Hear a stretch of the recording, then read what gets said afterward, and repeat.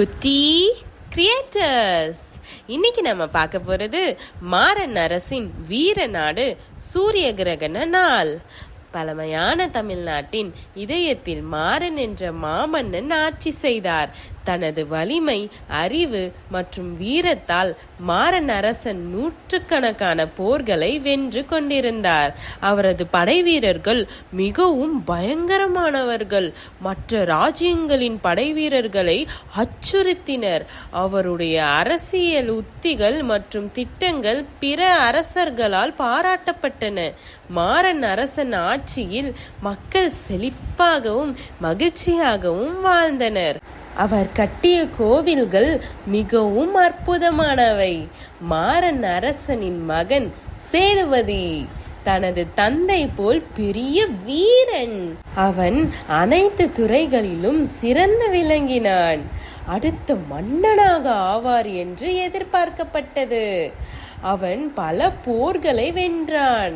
மக்களின் பெருமையாக இருந்தான். சேதுபதி ஒரு சாமர்த்தியமான போர் வீரன். தனது தகப்பனின் வழிகாட்டுதலின் கீழ் பல துறைகளில் பயிற்சி பெற்றவன். நூற்றுக்கணக்கான போர்களை வென்ற பிறகு மாறன் அரசன் தனது வாளை ராஜ்யத்தின் மையத்தில் வைக்க முடிவு செய்தார். அந்த வாள் 100 போர்களை வென்ற பெருமையை ஒப்புக்கொள்ளும் அடையாளமாக இருந்தது. மக்கள் இதை பெருமையாக கொண்டாடினர். அந்த வாளை எவரும் எட்டுவதற்கே அச்சப்பட்டனர். ஒரு நாள் மாறன் அரசனின் நம்பிக்கையாளர்கள் சூரிய கிரகணத்தின் முக்கியத்துவத்தை அவரிடம் கூறினார். சூரிய கிரகணம் வரை எந்த சண்டையிலும் ஈடுபட வேண்டாம் என்று அறிவுறுத்தினர். அது அரச குடும்பத்திற்கு நல்லதில்லை என்று கணித்தனர்.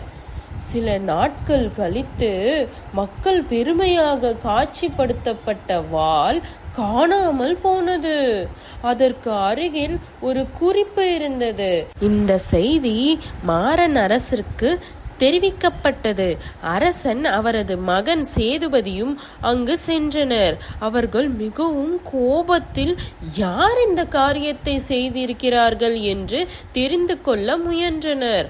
வாள் இருந்த இடத்திற்கு சென்றபோது அங்கே ஒரு குறிப்பு இருந்தது. அது என்னவென்றால், உங்கள் மகனை மேற்கத்திய ராஜ்யத்திற்கு களத்தில் அனுப்புங்கள், உங்கள் வாளை மீண்டும் பெற என்று கூறியது. மாறன் அரசனுக்கு சூரிய கிரகணம் பற்றிய பயம் உண்டாகியது.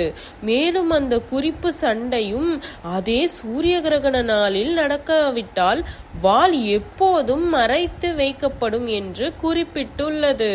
மாறன் அரசன் தனது மகனை சண்டைக்கு அனுப்புவது குறித்து மிகுந்த கவலையில் இருந்தார். ஆனால் சேதுபதி சவால்களை ஏற்கவும் சண்டையில் வெற்றி பெற்று வாளை மீண்டும் பெற விரும்பினார். சூரிய கிரகண நாள் வந்தது. சேதுபதி தனது அப்பாவிற்கு தெரியாமல் சண்டைக்கு சென்றார். மாறன் அரசன் மிகவும் அதிர்ச்சி அடைந்தார். அவரது மகன் சண்டைக்கு சென்று விட்டான் என்பதை அறிந்தவுடன் அவரது படை வீரர்களை மேற்கத்திய ராஜ்யத்திற்கு அனுப்பினார். மேற்கத்திய ராஜ்ய மன்னன் பெரிய போர் மைதானத்தை ஏற்பாடு செய்திருந்தார். மக்கள் சுற்றி அமர்ந்து சண்டையை ஆரவாரத்துடன் கண்டு கொண்டிருந்தனர். மைதானத்தின் மத்தியில் வாள் வைக்கப்பட்டிருந்தது.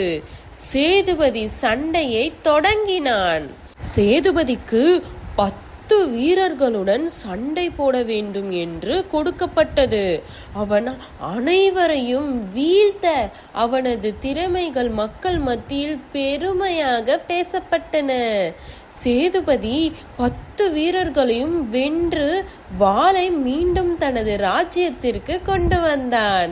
இந்த சண்டை அனைத்து ராஜ்யங்களிலும் மிக பெரியதாக கருதப்பட்டது. சேதுபதி தனது ராஜ்யத்தின் பெருமையை மீண்டும் கொண்டு வந்தான்.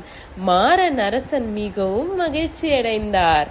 மக்களும் சேதுபதியின் வெற்றியை பெருமையாக கொண்டாடினர். இந்த மாதிரி நீங்க நிறைய கதைகளை பார்க்க கிடைக்கணும்னா இந்த வீடியோவை லைக் பண்ணுங்க, ஷேர் பண்ணுங்க, கமெண்ட் பண்ணுங்க. அப்படியே குட்டி கிரியேட்டர்ஸ் சேனலை சப்ஸ்கிரைப் பண்ணுங்க. அப்படியே பக்கத்தில் இருக்க பெல் ஐக்கானையும் கிளிக் பண்ணுங்க. அடுத்த வீடியோவில் பார்க்கலாம். பாய் குட்டீஸ்.